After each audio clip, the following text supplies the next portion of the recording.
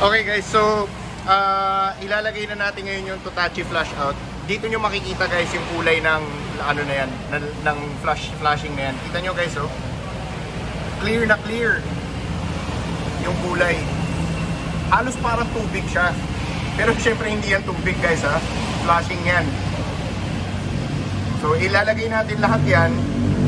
And then once na nailagay lahat yan, papaanda rin natin yung makina. And we will leave it on ng ilang minutes kuya? 5 minutes? 10, 15 minutes. So nalagay na natin yung nandyan na yung flush out. Tanggalin na natin yung embudo. And then ibabalik yung takip, no? Tapos ngayon papaanda rin natin yung kotse. Pagpaandar natin ang kotse, syempre hindi ko ikakat tong video na to para makita nyo lahat. So tara, paandarin. Pwede na, no? Paandarin na natin. Pwede. Okay.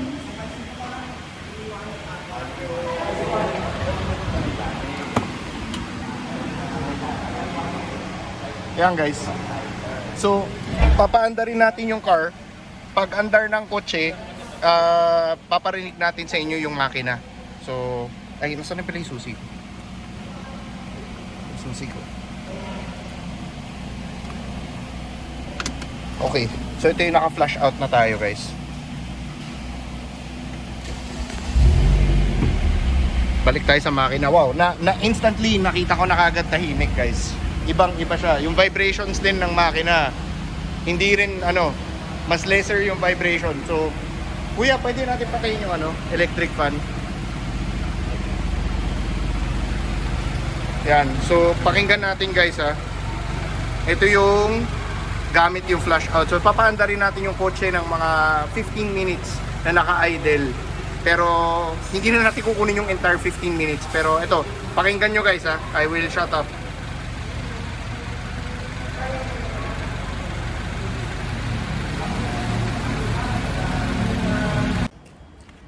Hi guys, welcome ulit sa another vlog natin. Ano na ngayon, no? Kalahati na ng taon, no? July na. So ever since nakuha ko yung Mini Cooper, it's been 1 year na, no? 1 year na ako may-ari ng Mini Cooper. So, nung time na nakuha ko siya before, the second day ata or the third day na nasa akin yung Mini Cooper, pina-change oil ko na siya. Pero it's been a year, and alam naman natin, yung normal interval ng pag-change oil is either every 5,000 kilometers or every 6 months, no? So, unfortunately, as due na tayo sa oil change ng Mini Cooper ko. So, samahan nyo kami today. Pupunta tayo sa Mad Trucks Auto Center sa Banawe at magpapa-change oil tayo sa Mini Cooper. Susubukan din natin yung bagong product ng Totachi. Meron silang yung tinatawag na flush out, no, na product. So, tatry natin yun. And let's see kung anong magiging kalabasan sa Mini Cooper natin for today. So yun, samahan nyo kami guys. Hopefully ma-enjoy nyo tong vlog na to. And kita-kita tayo sa Mad Trucks Auto Center. So samahan nyo kami, tara. So nandito na tayo ngayon sa loob ng Cooper.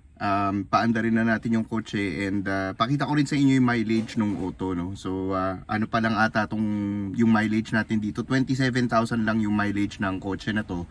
Untampered, hindi rin to, may records to sa kasa, sa BGC, Mini BGC, and of course kompleto rin pag sinaksakan mo ng scanner. So makikita mo rin na original yung mileage niya. So without further ado, paanda rin na natin yung kotse.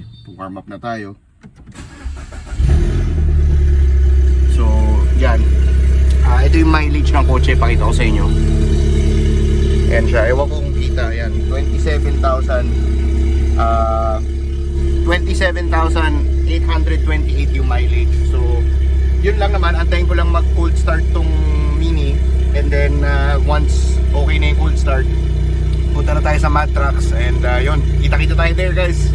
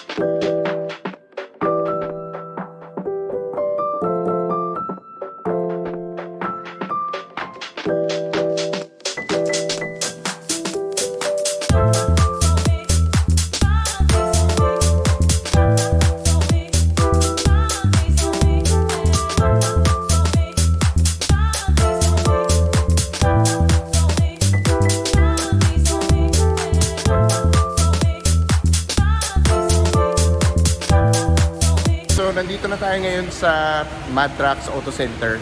Nandito na yung Mini Cooper, nandyan na yung mga langis na gagamitin natin. Totachi ang gagamitin natin na langis for our change oil today. Bago natin ibaba yung langis and everything, ipapakita namin sa inyo yung current na nakakabit na oil dito sa Mini Cooper natin. Hindi ko nababanggitin yung brand na nakakabit, pero sikat siya na brand. Pero hindi na natin babanggitin. Ang gagawin natin is papakita ko sa inyo yung tunog ng makina ng yung current oil natin, and then kakabitan natin ng flush out. Pakita ko sa inyo yung flush out natin, guys. Ito yung Totachi flush out na gagamitin natin. So ang mangyayari is magdi-drain tayo ng oil, and then ikakabit natin tong flush out. Papaanda rin natin yung kotse ng mga about 10-15 minutes, and then afterwards magpapalit tayo nung Totachi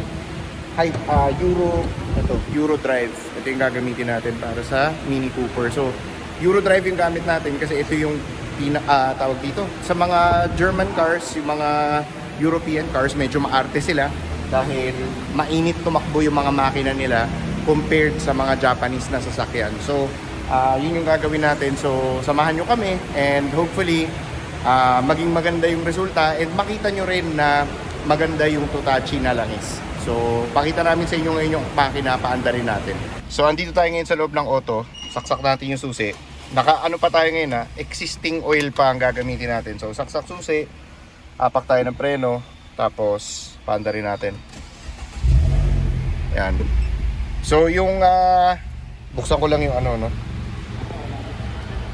Yan. So ano natin, 27,000 yung mileage. Labas lang tayo, pakita natin sa inyo guys yung engine natin.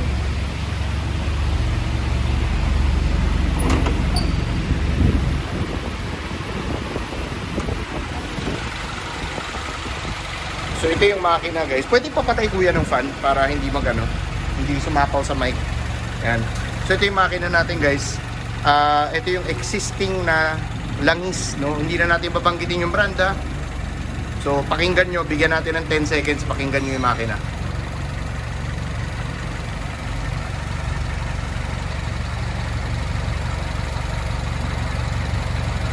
Narinig nyo yung makina. Ito yung langis natin na previously na hindi pa natin nalalagyan ng Totachi. So ang gagawin natin ngayon, we're going to drain the oil, and then ilalagay natin yung flush out, tapos papakinggan natin ulit yung makina para makita natin lahat kung tatahimik ba or nagbago ba or what. Kayo yung magiging judge dito sa video na to. So tara. Okay, so ngayon tatanggalin na natin yung oil ng Mini Cooper. Ito yung existing oil natin. Ayan, kita nyo na. Tingnan natin, ha. So yun, kita nyo naman, guys.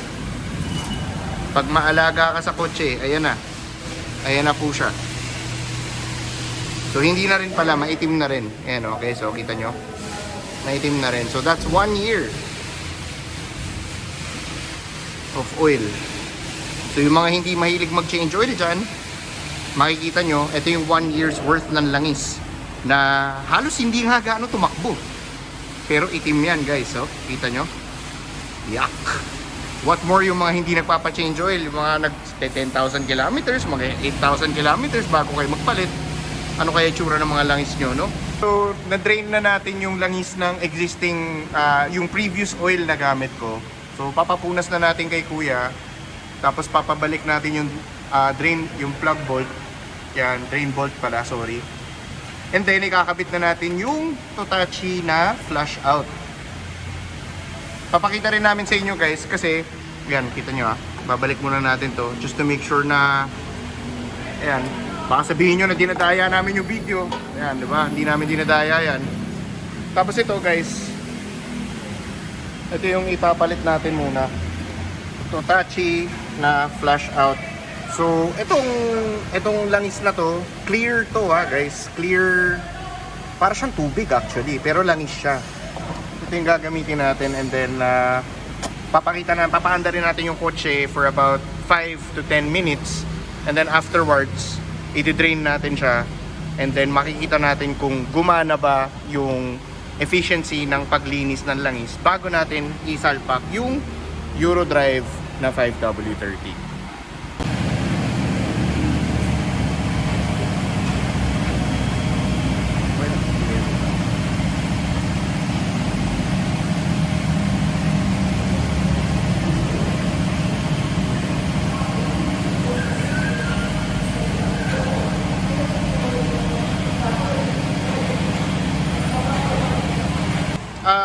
Ilalagay na natin ngayon yung Totachi flash out.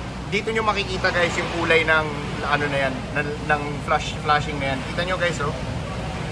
Clear na clear yung kulay. Halos parang tubig siya. Pero syempre hindi yan tubig guys, ha. Flashing yan. So ilalagay natin lahat yan. And then once na nailagay lahat yan, papaanda rin natin yung makina. And we will leave it on ng ilang minutes kuya? 5 minutes? 10, 15 minutes ang ano natin. Kita mo gaano kalinis yung langis na yan, oh. Parang tubig lang talaga yan guys, oh.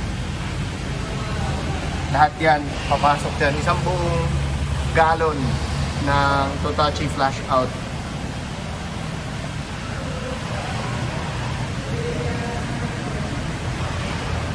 Okay. Okay. Yan. Simot na simot, kumbaga. Okay guys, so nalagay na natin yung nandyan na yung flush out. Tanggalin na natin yung embudo. And then ibabalik yung takip, no? Tapos ngayon, papaandar rin natin yung kotse.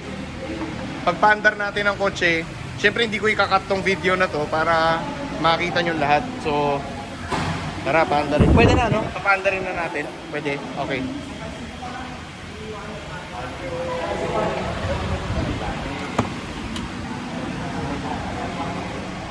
Yan guys. So, papaandarin natin yung car. Pag andar ng kotse, paparinig natin sa inyo yung makina. So, ay, nasaan na pala yung susi ko? Susi ko. Okay. So, ito yung naka-flash out na tayo guys. Balik tayo sa makina. Wow, na instantly nakita ko na kagad tahimik guys. Ibang-iba siya. Yung vibrations din ng makina, hindi rin mas lesser yung vibration. So, kuya, pwede natin patayin yung electric fan. Yan. So, pakinggan natin guys, ha.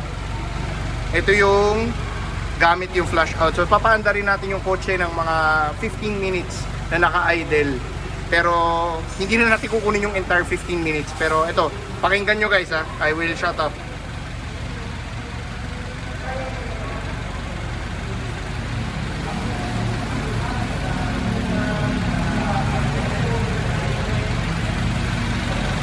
Narinig nyo yung naka-flash out yung makina natin. Ako, narinig ko yung difference. Tahimik yung makina ngayon, lesser yung vibrations, pero syempre, hindi natin parang itakbo to. So ito, running lang siya, 15 minutes sa cycle lang niya, kakatayin lang niya yung mga sludge sa loob ng makina, and then nakita nyo naman, puti yun nung pumasok, di ba? Parang kulay tubig yun na pumasok. So it's very interesting to see kung ano yung magiging itsura paglabas ng langis ulit. Kung puti pa rin ba siya paglabas or maging fully itim siya. Sana maging full itim siya para makita natin na talagang gumana yung flushing system ng Totachi. So abangan natin yon in 15 minutes time. So kasama natin ngayon si Boss Lawrence dito sa Mad Trucks, and bago lahat, pakilala muna natin, sir. Can you introduce yourself to our viewers? I'm Lawrence po, General Manager of Mad Truck Service Center. And we are the flagship service center for GT Radial Philippines. Yon, guys. So si Boss Lawrence kasama natin. Matagal ko na siyang kilala. Actually, nakakasama ko siya before pa sa racetrack and sa Force.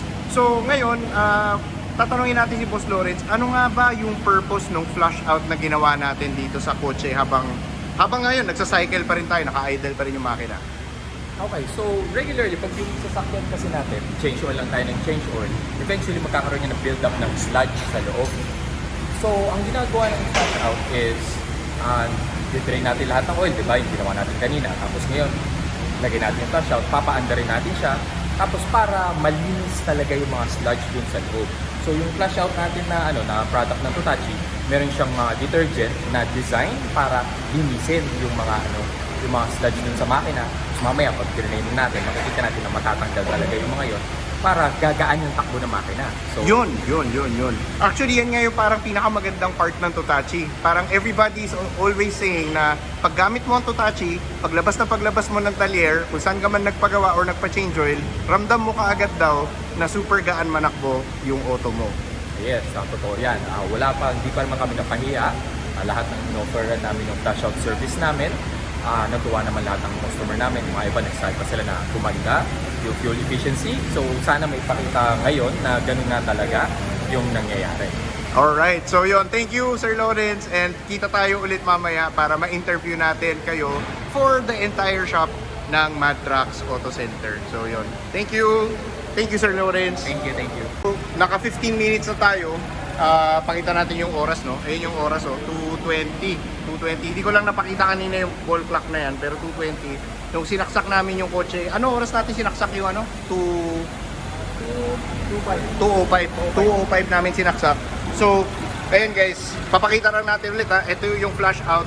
Kita nyo gaano katahimik yung makina.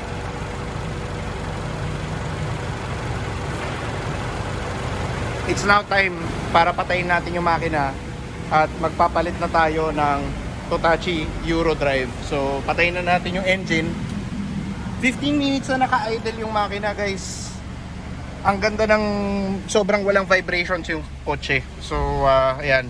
Ganda ng idle, tahimik yung makina. Well, super tahimik compared kanina, pero patayin na natin. Okay. Engine kill. And magbababa na tayo ngayon ng yung flash out. And tatanggalin na natin yung flash out. So makikita natin kung anong magiging kulay nito. Ako rin na-excite kasi gusto ko makita kung puti ba or kung maitim ah. Tingnan natin ha, pag natanggal na ng fully. Pero mukhang kita nyo naman guys oh. Dito natin makikita yan.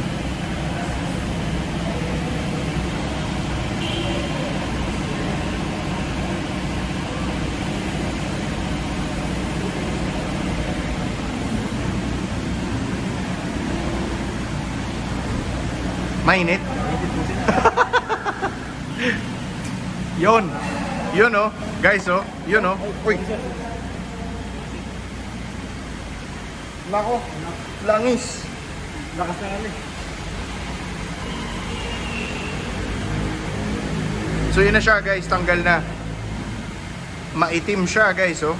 Kita nyo, puti yan nung pumasok. Pero itim na paglabas.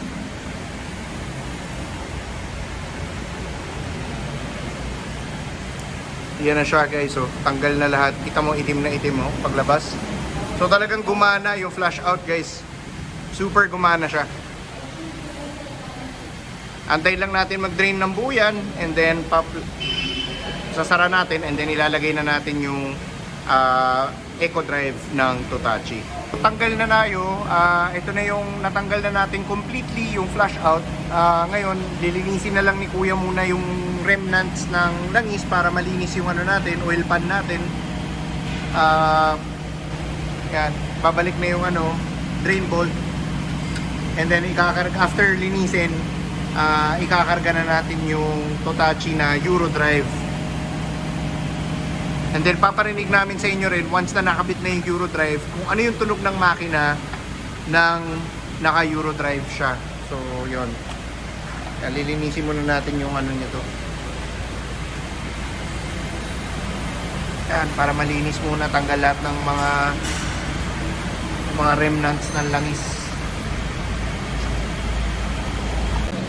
So guys, ito yung natin, ito yung lumang oil filter natin and ito yung papalit natin na bago. So kita nyo naman yung lumang oil filter natin, talagang for 1,500 kilometers na tinakbo, talagang ang weird no, parang baka dahil masyado rin ako maharot mag-drive, so baka kaya ganun, pero pero hindi, joke lang, wala namang connection yun. Pero yun nga, ito yung luma natin and ito yung bago na ipapalit.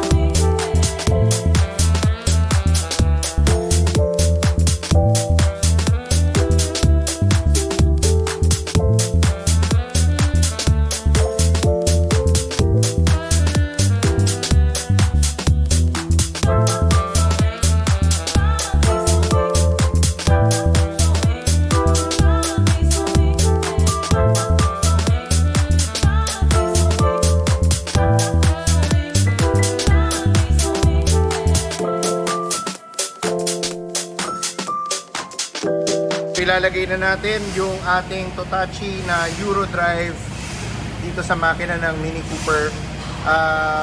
Upon checking sa Google, yung engine natin is roughly around 4.2 to 4.5 liters ang kailangan natin. So pupunuin natin tong isang buong galon ng Totachi, and then magdadagdag pa tayo ng konti, and then susukatin na lang ni Kuya via dipstick kung magdadagdag pa tayo or sakto na yung ating langis. So yan. So tapos na tayo. Ito, tinatanggal na yung wrap natin ng Totachi. So ito yung engine natin. Hindi tayo ma-under ngayon, papa-underin na natin, and then ipaparinig namin sa inyo kung ano yung, alam mo yun, kung meron tayo manonotice na anything different, and then kayo na rin humusga guys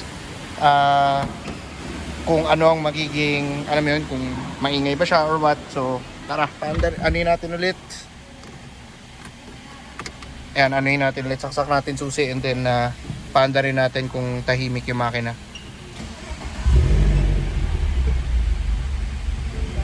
Wow, instantly I can feel lesser vibration on my car. As in very lesser vibration. Pero puntahan natin yung makina. Tahimik ha. Tahimik siya guys. Ikot tayo. Pakita natin yung makina sa inyo. So ito na yung makina natin now. Using Totachi na Eurodrive. So tatahimik ako. Pakinggan natin yung makina.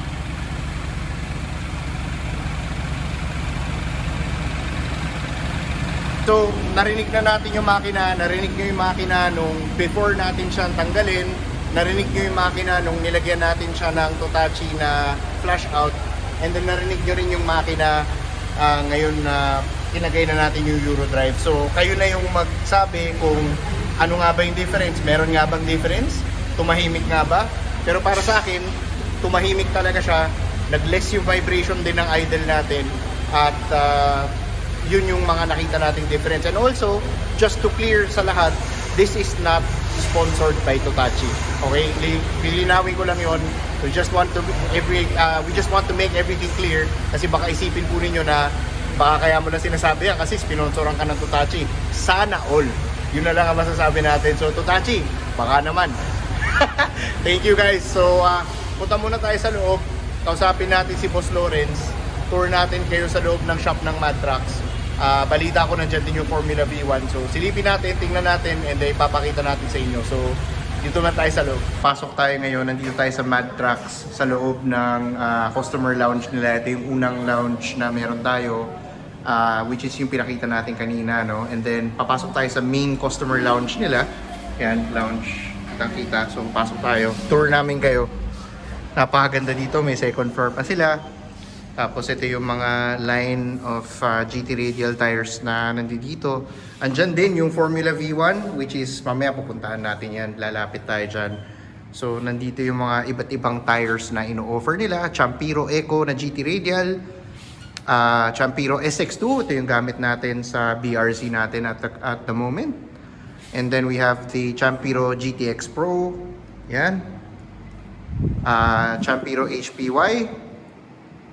And yung Max Miller Pro. Yan. Ito yung mga pan-trucks ata nila kung di ako nagkakamali. So, pakita natin sa inyo. Ito yung ganda, oh. Meron silang parang bar type dito na pwede kayo mag-coffee, pwede kayo ang daming pwedeng gawin dito for customers. So, air-conditioned lounge tayo dito. Napakalamig.